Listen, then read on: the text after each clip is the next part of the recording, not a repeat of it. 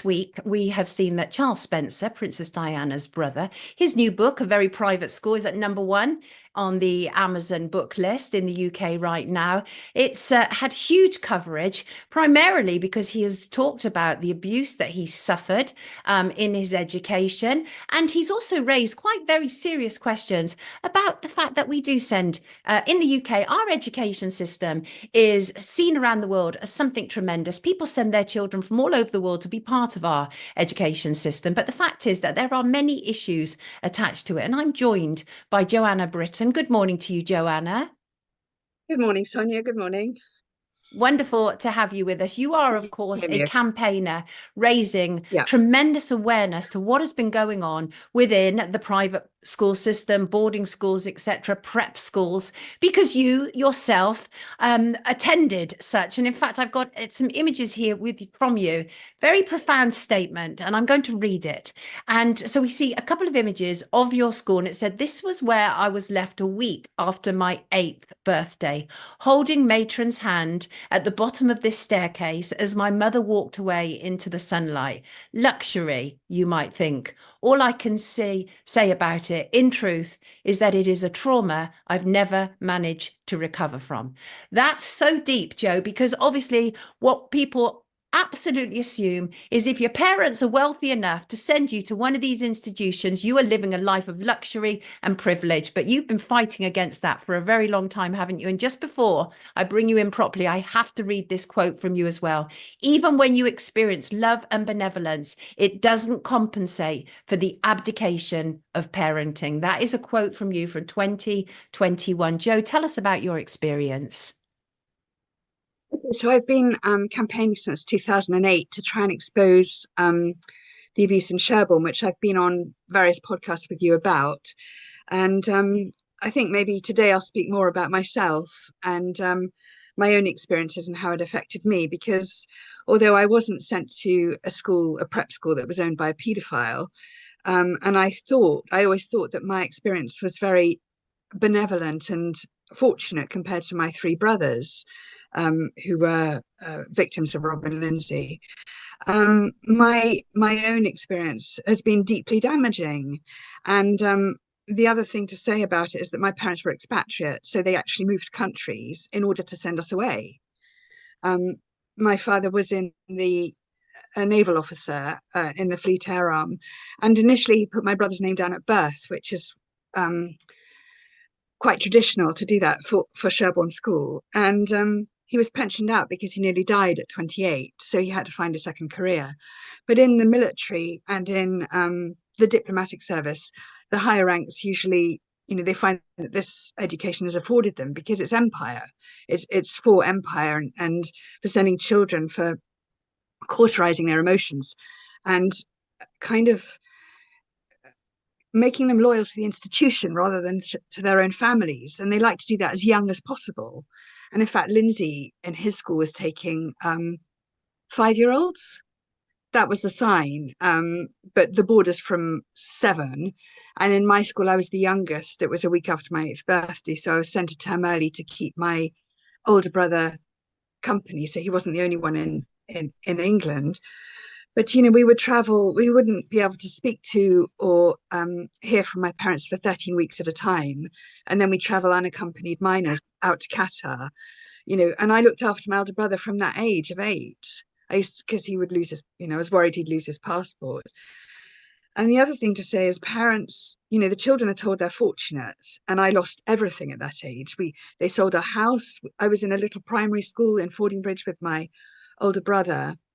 I lost all my friends. I wasn't educated in the same school as my brother because Shelbourne Prep didn't take girls. So I was sent to an all-girls prep school, Knighton House, in 1973. And you're sent there to prepare you for a public school, really. And there's an examination that you take at the age of 11, 12, which is called the Common Entrance Pass. It's the private school's version of 11 plus. And I always thought that my prep school was a very benevolent one. And I had the shock of my life when the gymnasts were on television talking about Brian Phelps and his wife, Monica. And she'd been my teacher for 3 years in that prep school.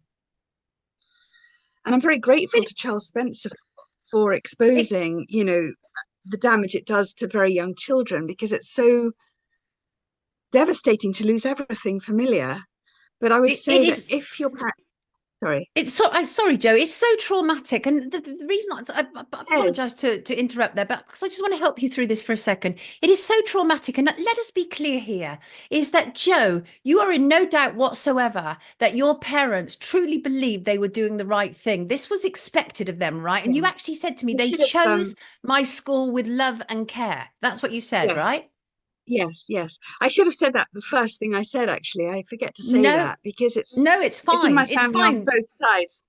My father was sent at 4 to a Catholic boarding school, which was incredibly abusive in Bournemouth, Jesuits and De La Salle order. And on my mother's side, they were all sent at 8. They lived in the New Forest, and they've kind of farmed the Montague estate, and I've mentioned this before. Lord Montague and his children were sent to Sherborne with us. So it was this sort of expectation from birth. They put your name down. So this is the intention. And because my father was pensioned out of the British Navy, he had to afford it. And the only way to do that was to move country, to get a tax-free salary, setting up the Qatar Air Force, as he did, in order to send 4 children. I mean, it's a 10-year financial investment in us. And as a child, you don't want to disappoint your parents and turn around and say, actually, it was a really bad investment. What a bad, And so there's so much denialism about it in the older generations who've made that investment.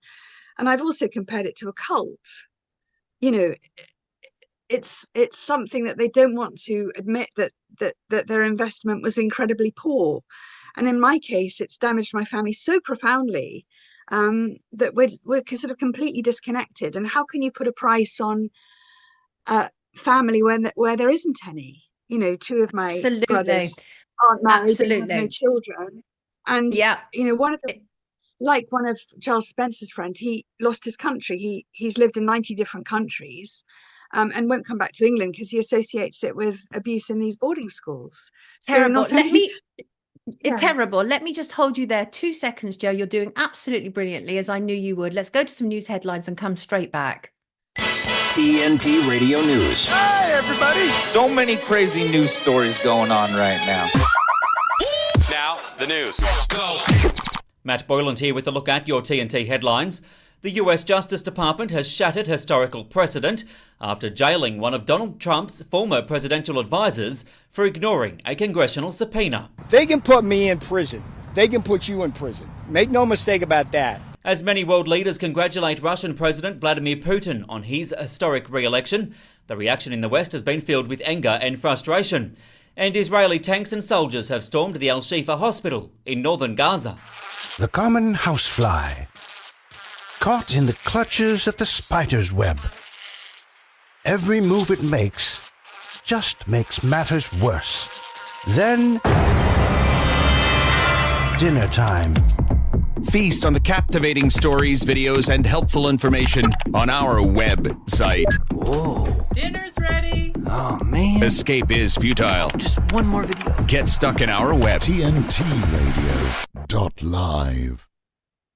I'm here talking to Joanna Brittan. She is a formidable campaigner for the truth. She's been raising awareness for an awful long time about the abuse that her brothers suffered at a school that was run by a paedophile in the private education system in the UK. Joanna herself, she was sent away to private education, and she's here and has been for many years now, raising awareness to the harms that take place. Because, Joe, it's sort of a given, isn't it, that the people the families who send their children through this sort of education, these are our future leaders. Okay, they're not sort of part of the hoi polloi. They're not going to wind up in a factory. These are people who are about shaping our country. So there's a huge amount of pressure that is attendant with all of this as well, right?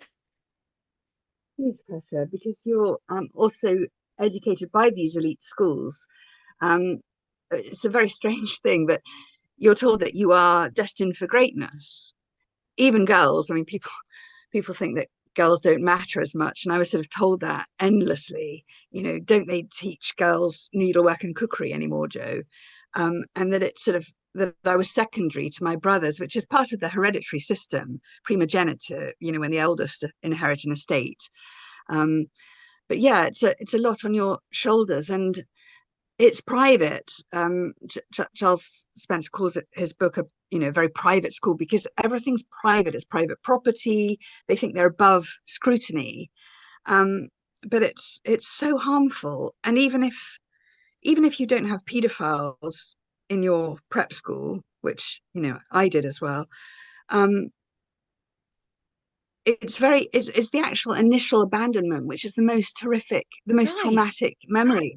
And some people have said it outweighs sexual abuse, the actual neglect and the abandonment. It's so shocking to a little child that you're disconnected. They call it I'm not being very coherent this morning, the attachment theory. Yes, it is. 100%. That's exactly what it is. Rather than to your family, and that's so damaging. And then you don't want to disappoint your parents, so you don't report anything to them. And that question comes up endlessly. Why didn't your brothers tell your parents? Why didn't you tell your parents? Because I knew what Lindsay was.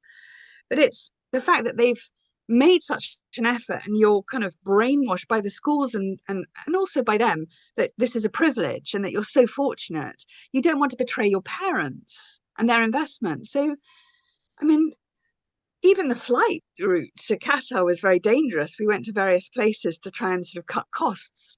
Aliyah via Oman, and we were in a lot of danger because we were unaccompanied minors.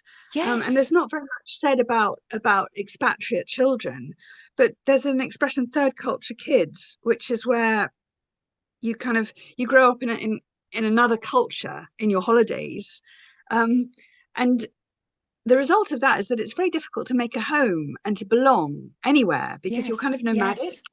Yes. So there's a lot of damage, and now I'm so grateful for this movement, boarding school survivors, the groups of survivors all speaking out about the damage that it's been done to them, but very rarely do you hear women. And this is literally the point I was just going to come to, Jo, because we've had a number of revelations now that have been made very public, including broadcaster Nikki Campbell, and we're always hearing a male voice about this. And it's really important to understand that young girls were being subject to exactly the same thing, and it's had such a detrimental, damaging, long-term impact on young girls too, and we just hardly ever hear it, Jo. The girls, two of the core participants at ICSA regarding Shelbourne Prep were girls, and even ICSA itself said, boys. They were talking about boys, only boys, and it's this primogeniture, that girls were taught that they didn't matter in the aristocracy. And so in my mother's family, they were all sent away at 8, the men to Charterhouse, and I don't know, her voice never counted. And I think in the decision to send us away, mothers weren't involved. I don't think it was, she cried so much. She said, abandoning us. And then she got really angry when I said, I used the word abandon, and she was furious, said, I never abandoned you. How dare you? But it's deep in the family, and they still believe. They still believe in the advantage, and so the legal, any legal effort I make or exposure which they don't like is not backed up by the older generations who are in denial. Right. Yeah, it is. It's protect the institution at all costs. Because I'm a sibling. It should be the parent who makes this effort, and not a single phone call, not a single letter. It's all from me. And that's really hard. Absolutely. We have a picture of you. I think you were 8 years old. You were at a gymkhana. Can we show that, team? I think we've got that. That would just kind of take people. There you are. Lovely, Jo. Tell us about that day. So one of the reasons my parents chose Knighton House, now Branston Prep, was because my mother was brought up in the New Forest in Beaulieu, and with horses. And so this was a very horsey school. We had red dungarees was our school uniform, and instead of a sports day we had a gymkhana, and all the girls could bring their horses to school on the provision that other girls could use them or ride them and look after them and pet. So in that way it was kind of quite Thelwell, quite Blyton-esque. But there I've just won a rosette, and I think my grandparents would have been there as my in loco parentis to support me. But yeah, I'm thrilled to bits. That was probably Billy I was riding. And I don't know whether wonderful. I'm 7 or 8. 8 or 9 probably, but that was in the summer, yeah, and I would have been really proud. But there again, you see, I had a riding mistress, Miss Handy, who was terrifying, and I was so afraid of her that I never, I wanted to give up riding because I was so scared, but I never did because I didn't want to disappoint my mother. And so I never gave up these riding lessons. And every Thursday or whenever it was, I was so scared. We used to run up after breakfast to find out who we were riding on this list in the stables. And if it was a horse that was kind of, I wasn't familiar with, I'd be scared all day. And then Jo, it makes me think. But you've come through it beautifully, but it makes me think that a lot of the time, the people who are kind of running our establishments, our governments, etc., we often talk about them sort of being detached and emotionally unavailable. But it's hardly surprising if a lot of them have been through this system, because you're actually taught from a very early age to disconnect from your emotions, as you say. Yes. The establishment becomes your mummy and daddy. This is shocking. One of the stories that you told me you related to Charles Spencer was how you used to vomit on the dorm floor. And rather than really take care of you, they would just sort of deny you any food or friends every time you did it. Yes, I haven't heard anybody else talk about this apart from Charles. I was really grateful to hear it. But I used to vomit on the dormitory floor. My first dormitory was Edith Cavell, and I don't know how long I did it for, but a long time. And I don't know whether the cause of it was desperation for attention, attention seeking. But when I vomited on the floor, and it was after story time, I'd do it by the side of my bed. The matron would come in with Dettol, put me in the sanatorium for 2 days with no friends and no food. So I must have got really thin, and I could hear the children playing outside. And I felt so isolated and so desperately sad, really, that nobody could hear me. I couldn't write to my parents. All our letters were vetted, that you couldn't seal them, because every Sunday we wrote letters. I couldn't call them. And in the holidays, nobody checked in apart from my academic results. And there I was. And I wondered if it could have been the gymnastics teacher that had caused that behaviour. But I'm not sure. I was so little. And listening to her commentaries on gymnastics, that was, I thought perhaps it was a result of that, because she loved the little gymnasts like Olga Korbut, and I was taken up to Wembley Stadium to watch Olga Korbut, and it was August 1973, I think, and she was tiny and diminutive, and these gymnasts were all on puberty blockers from the Eastern Bloc, Nadia Comaneci, etc. And I loved gymnastics, but I didn't know whether my behavior was as a result of sort of fat shaming type, even of little girls, and sexualization of very little girls. So it's hard to say what caused it, but it went on for a long time. And I still got memories of being in the sanatorium and being so desperately lonely. And that happened at my big school, Sherborne Girls. I'd got glandular fever. I'd never kissed a boy, but I got it in my first part of sixth form. And a girl was brought in having played squash and put in the next door room. And she died that night of either a brain tumor or a bleed on the brain. And I was in isolation with glandular fever, and nobody checked on me. And all I could hear was the screaming, and this girl was taken to hospital and died. But it was just the neglect, really, the lack of compassion. Yes. And I was there listening to the screaming. And this kind of trauma just stays with you. And it's all internalized, because you're not allowed to express anger, particularly as a girl, but anything really, so I was brought up to be obedient and diligent, and academically I performed brilliantly. It was all sort of A stars. I outperformed the boys because I was the only one with a distinction at A-level English. Right. But later, when I finished university, something horrific happened, which I'm busy exposing. It concerns Mohammed Al-Fayed. Yeah, and I believe. Unfortunately, we haven't got time to go to that, my darling, because unfortunately we've got to take a break. Yes. What I was going to say is the preparation in these schools kind of set me up for that. You're doing a magnificent job. Everybody, find Joanna Brittan on X. She is a formidable campaigner. I think you're phenomenal. I think you've had it rough. I think we've been told that people like you are privileged and you should shut up and put up, and not at all. We have to realise that far from privileged, you have suffered a great deal of emotional degradation and neglect. And I'm really sorry to see that. Everybody, this is Joanna Brittan. Everything is not always as it appears. Take excellent care of yourself. We will be right back.